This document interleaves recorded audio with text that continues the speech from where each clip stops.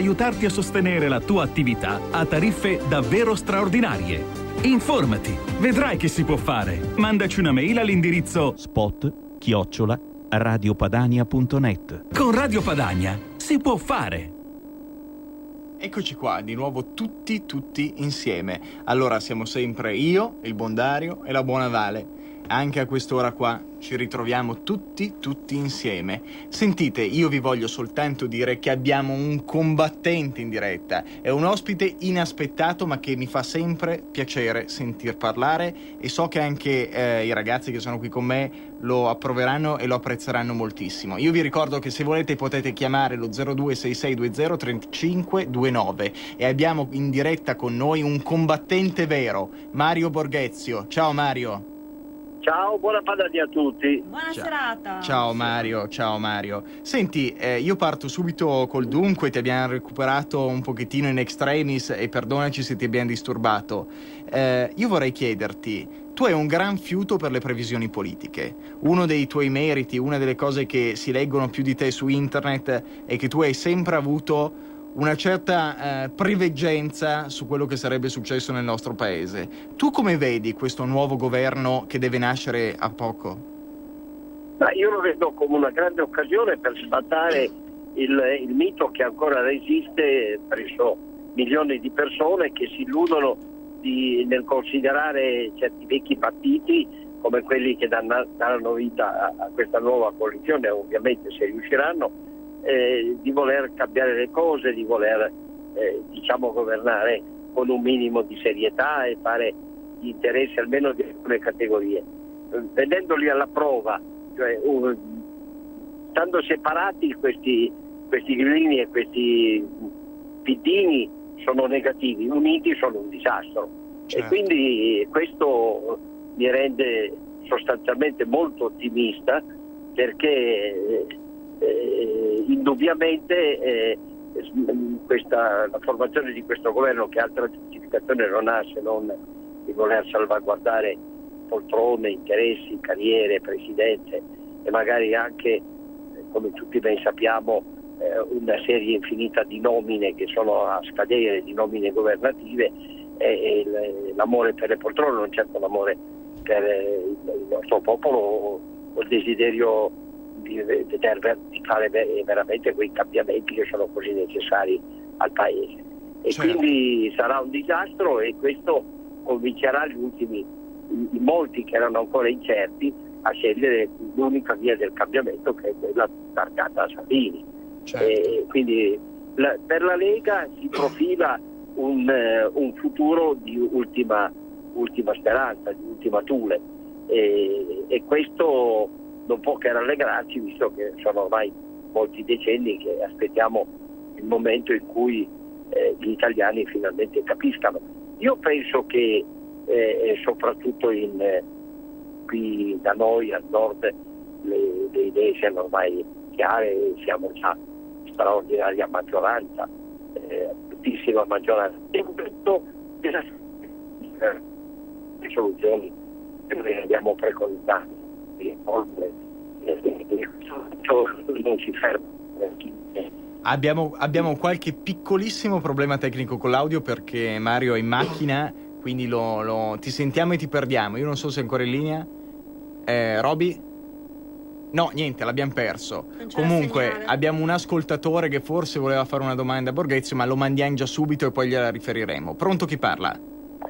Pronto, sono Maria di Casalmaiocco. Maria, dici pure. Io su questa cosa qua prevedevo già che vincevano loro, perché io non darei tanto la colpa a questi qua quanto che un presidente dovrebbe invece, secondo il mio pensiero, un presidente della Repubblica, anche se ha un debole per un partito, è un'utopia per me, cioè guardare il popolo invece di fare le preferenze sui partiti per metterli al governo.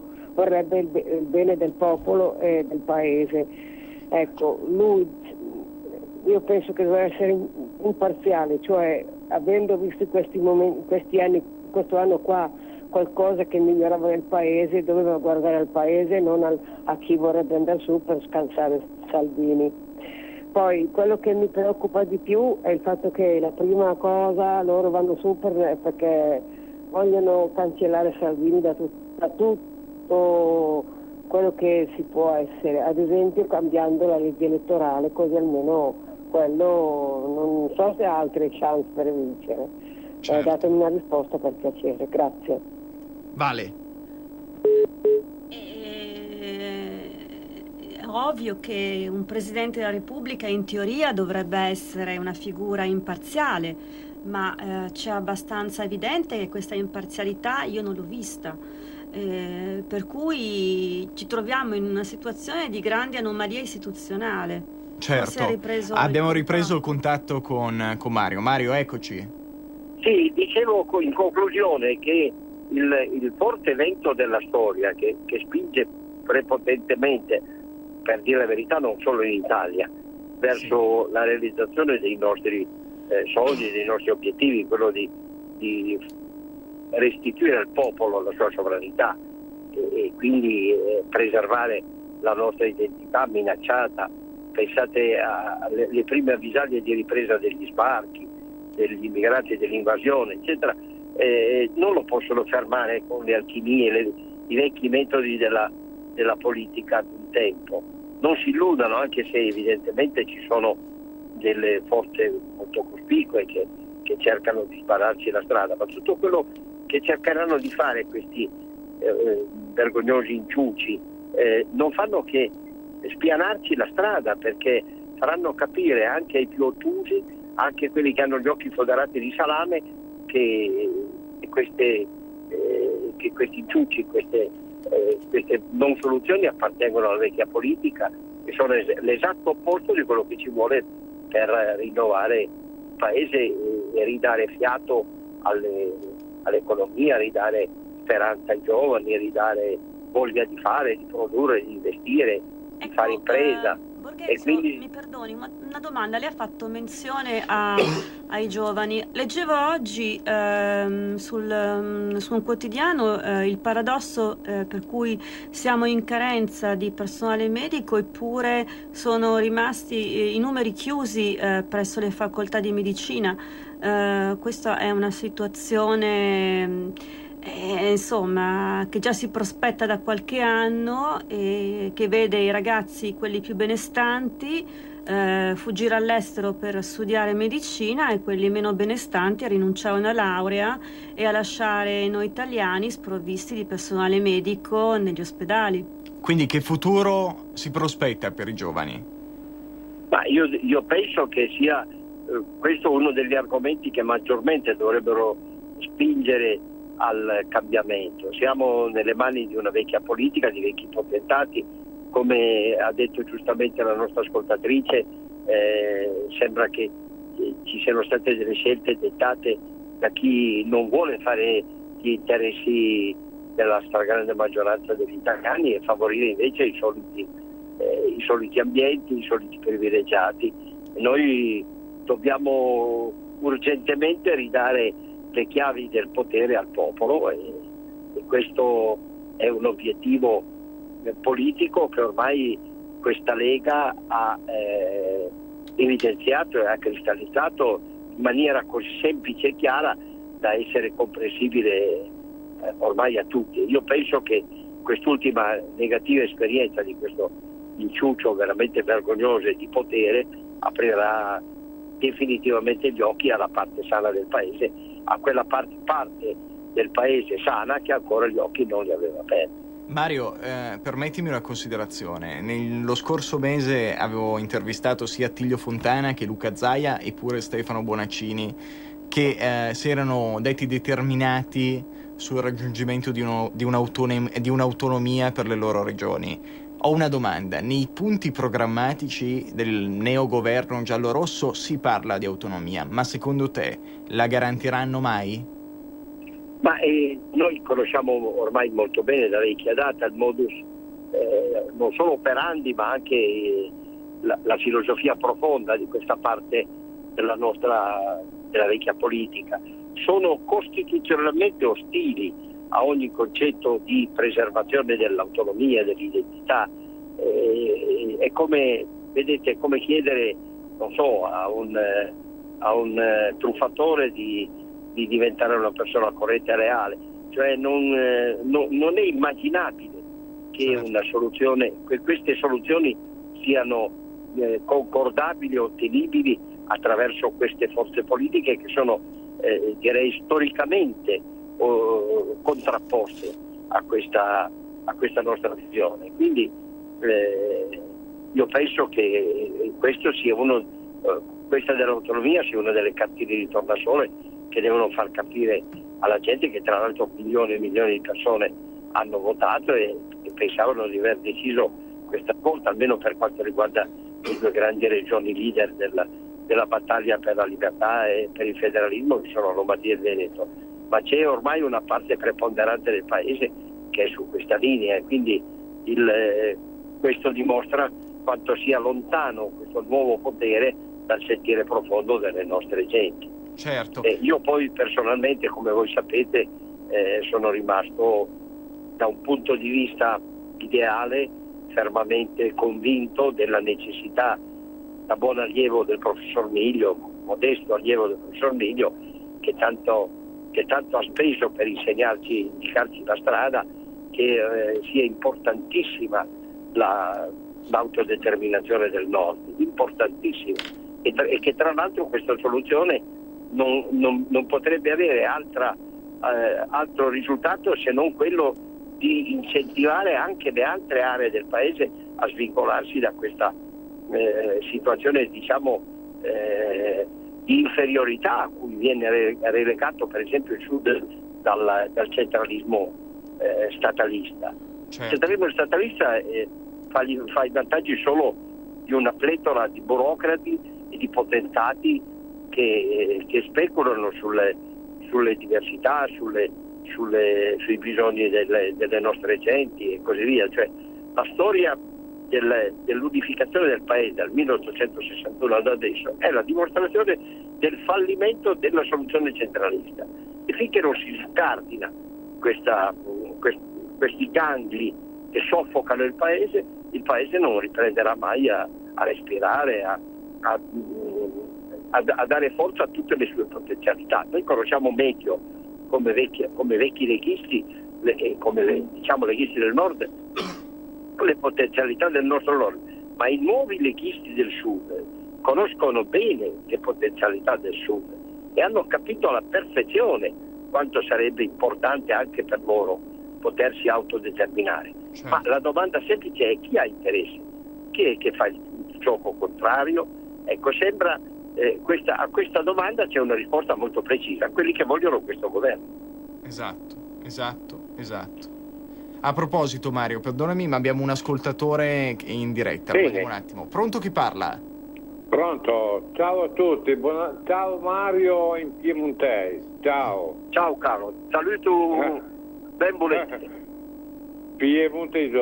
Allora, volevo dirti Mario, io condivido quello che tu stai dicendo, però non sono neanche deluso da quello che è venuto fuori, perché loro due, cioè Movimento 5 Stelle e PD, hanno controfirmato il loro pubblico suicidio. Vedrai fra 6 mesi cosa succede.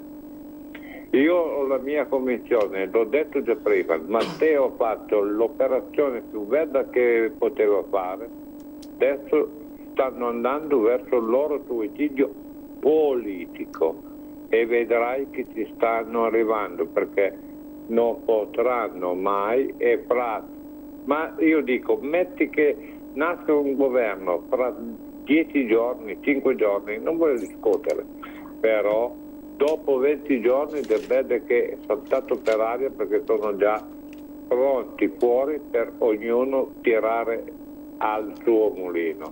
Certo. Grazie Mario, ti do perfettamente ragione. Ciao. Benissimo. Quello che ha detto il nostro ascoltatore conferma la nostra visione, cioè che alla fin fine questa soluzione così abborracciata, così grottesca, così evidentemente motivata solo da ragioni di potere è è tale da far capire in che mani questo governo vuol mettere il paese, e questo è molto importante.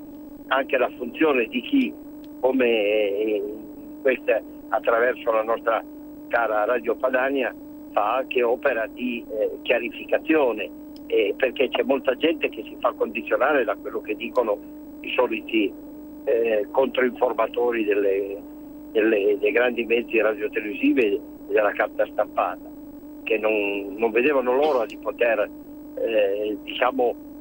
tentare di inficiare questo grande clima di sostegno e di fiducia che ormai esiste nel paese a favore della Lega, e quindi l'entusiasmo cattivo con il quale hanno inneggiato a un Salvini come definito pugile suonato, che non sapeva più da che parte andare, eccetera.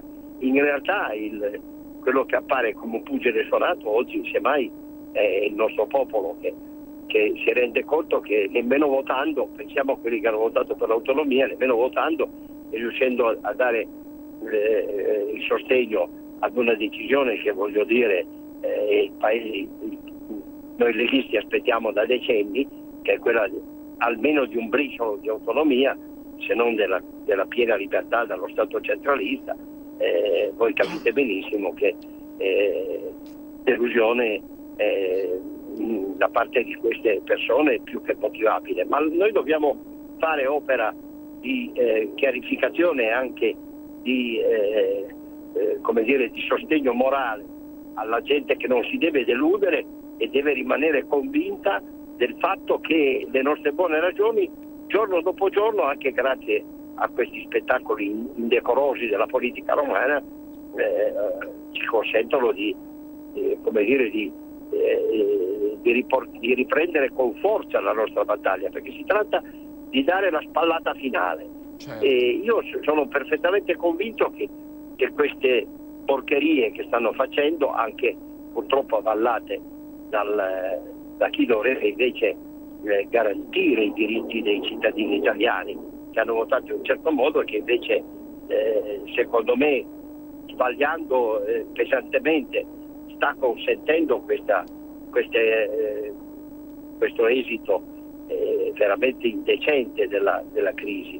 Certo. E quindi io credo che mai come in questa situazione si profili un distacco totale dell'opinione pubblica sana del paese dalle istituzioni che sono in mano a persone che non sono guidate dal bene comune dei nostri popoli, ma sono guidate invece da interessi di parte, da influenze di poteri forti ed occulti, perché parliamoci chiaro, è evidente a tutti che c'è qualcosa di strano in un governo che parte presieduto da un uomo come Conte, che arriva fino all'estremissima sinistra, quando le recenti elezioni hanno dato forza a partiti che esprimono idee e valori che sono completamente opposti.